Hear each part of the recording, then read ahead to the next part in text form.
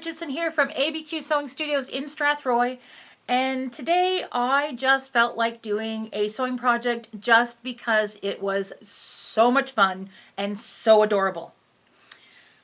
Today we made a little mane for a cat, a little cat costume. Now this is a free pattern from babylock.com, and we have the link in the description below the video.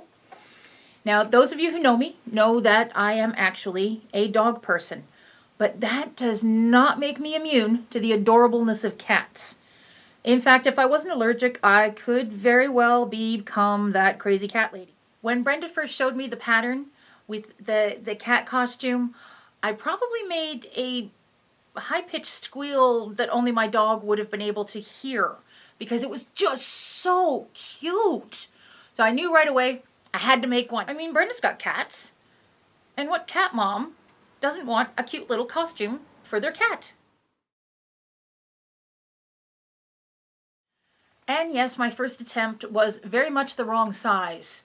And it looks like that poor cat is just having a very, very bad hair day, as opposed to being a roaring lion like he was supposed to look like. But not to be deterred, all we did was increase the pattern size by in this case 200%.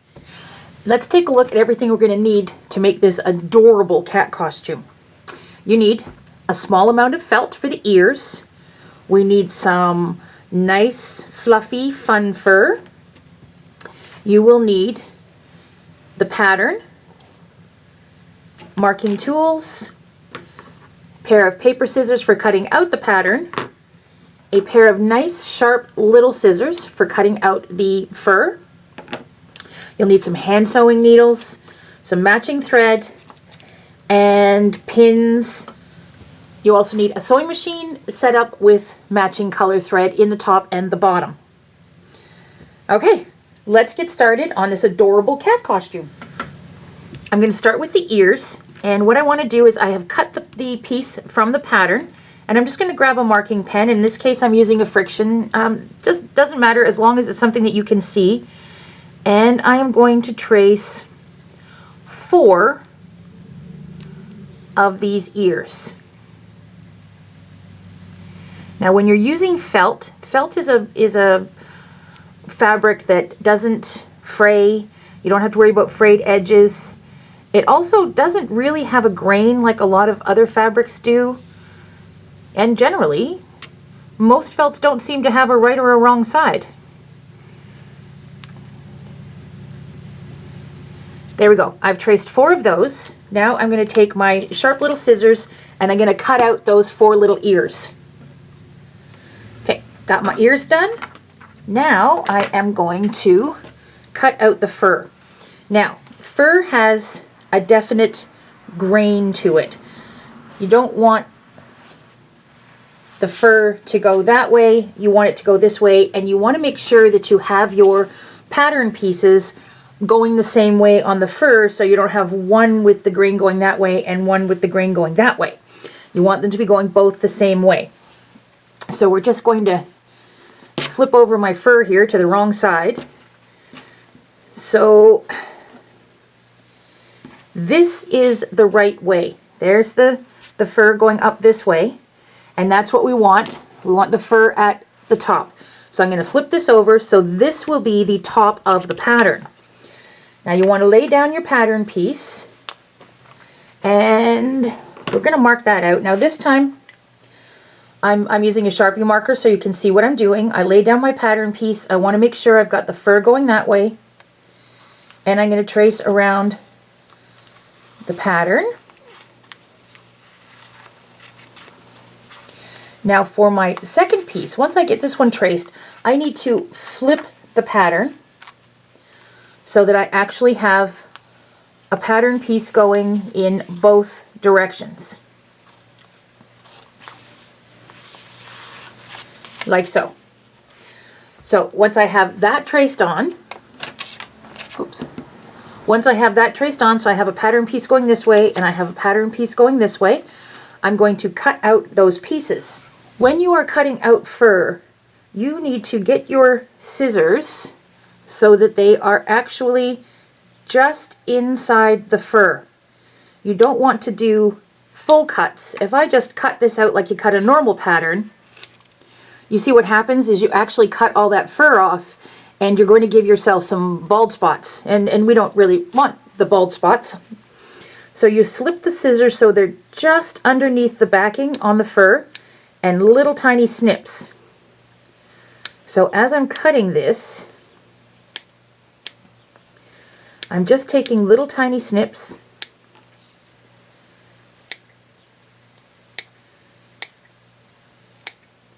cutting that out, and then see what happens when I pull this apart. I have a natural edge to my fur. So there isn't the cut off. I haven't lost all that fur. It's a natural edge. So that's what you want to continue doing. Take little tiny snips all around both those pieces of the pattern. Okay, I zoomed in a little just so you can see what I'm doing. We're going to start by pairing up those ears and just sticking a pin in there. We're going to head over to the sewing machine with those. Just pair them up like that. We are also going to pair up our heads. So what we actually have pinned, if we take a look at the pattern piece, what I have actually pinned is this area right here. That is the only part of it that we're actually going to sew, is right there. And that is what I have pinned here. And just force that fur out of the way for the pinning. And now we are ready to go to the sewing machine. Okay, let's start with the ears because they're the easier of the two pieces to sew. I have set my machine up for a scant 1/4 inch by moving my needle position over. And I'm just leaving it at the regular stitch length, which in this case happens to be a 2.5. And we are ready to go. All I'm going to do is just sew around the top part. I'm not going to sew across the bottom of the ear at all, just around the top. And I want to sew with my needle in the down position because I will have to do some pivoting when I get to the top here. And don't sew over your pins. It's never a good idea to sew over your pins. So when I kind of get to the top there, I'm going to stop, pivot, do a couple of stitches, pivot, do a couple of stitches, and then scoot down the other end. And again, making sure that I pull out my pin before it gets to the needle. And then when you get to the other side, do a little back stitch right there. Okay, now both of the ears are sewn. We are done with those and we are ready to sew this part, the rest of the face. Now this is going to require, we want to keep the same scant 1/4 inch seam allowance. But you need to probably help your machine a little bit. Needle in the down position. And speed is not going to be your friend. You want to go nice and slow. Do a little bit of back stitch.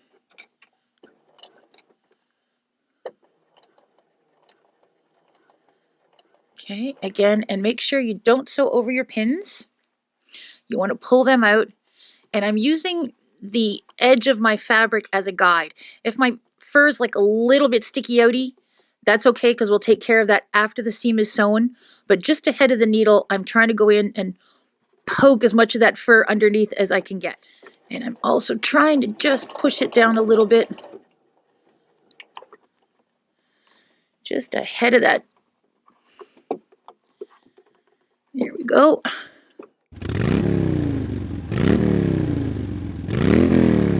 There we are, and we get to the end. A little back stitch. With the ears, we're going to take our scissors and just do little snips around the curve. Don't cut through your stitches. Just snip like that, and do that on both of the pieces.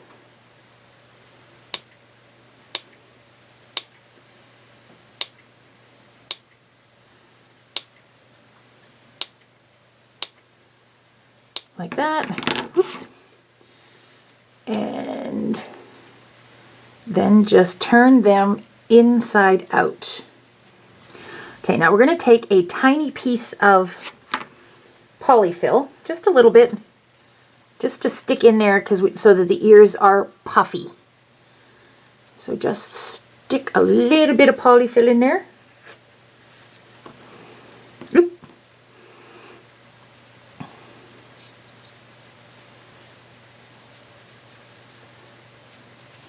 There, just so they're about that fluffy. Doesn't take very much.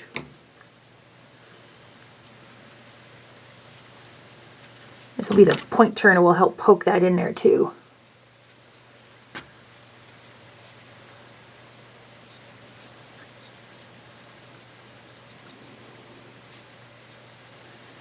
Okay, now you can put the ears off to the side, and we're ready to deal with this guy.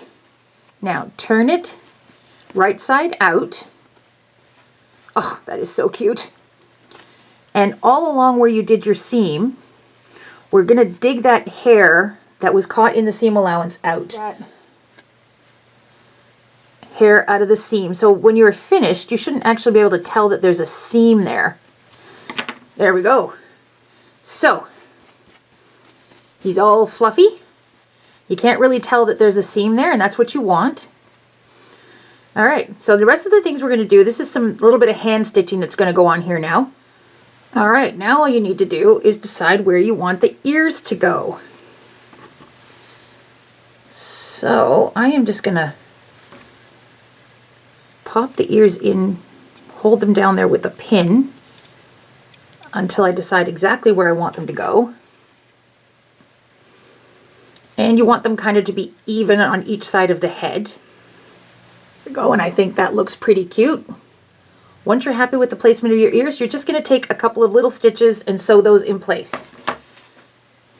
There, now that your little ears are on, fluff up the thread around in case any of the stitches got caught, the fur got caught in your stitches. And now we are ready to put the closer on. Now, for the closer at the front there, you could just use the hook and eye and hand sew on a hook and eye and you're done. You could put a little piece of Velcro and Velcro that on, or you could use snaps. What I'm going to do is I'm actually going to use a little piece of Velcro. So I am going to sew one piece of the Velcro to this side. And instead of trying to put it on top of there, I am going to take a little piece of the felt and sew a square of the felt and put the Velcro on my felt so that it'll go like this. So let's get that taken care of. So here I am back at the sewing machine. I'm going to move my machine to center needle position. And all I'm going to do, Velcro in your sewing machine may not get along very well with the thread, but there's an edge on the Velcro right down on the sides that doesn't have the sticky little loops on, and that's actually where you want to sew. So I've just cut a piece of felt that's basically the same size as my Velcro with about a ½ an inch bigger, and I'm just going to go ahead and I'm going to sew just down that edge and pivot and sew along this edge.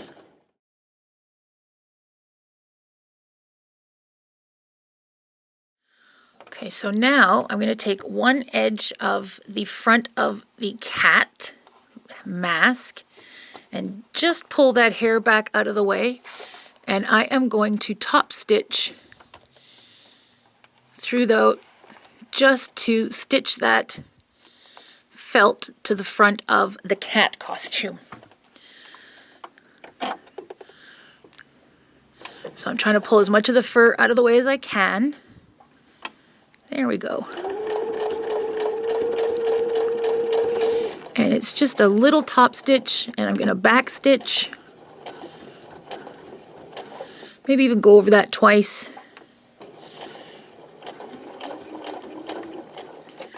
Get that fur out of the way.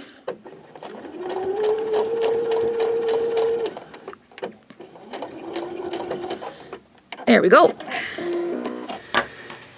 Now the last step is to take the other side of the Velcro and hand stitch it down to the other side of the costume. So when they close, they'll close like that. You won't be able to see the Velcro, and it'll just be so cute. There we go. I just whip stitched the other piece of Velcro on, and it is now ready to be taken for its photo shoot. So Brenda is coming to grab this, and we're going to try it on her cat. I can't wait to see that photo shoot.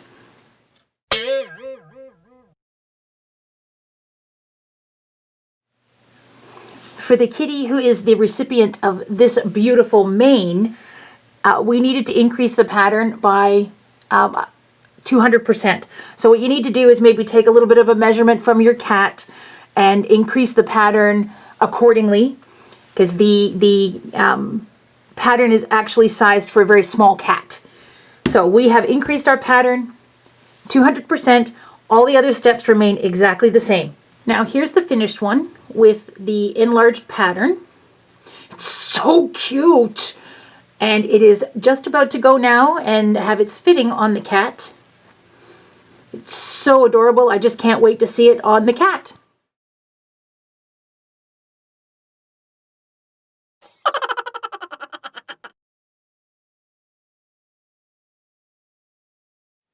Thank you so much for watching this video.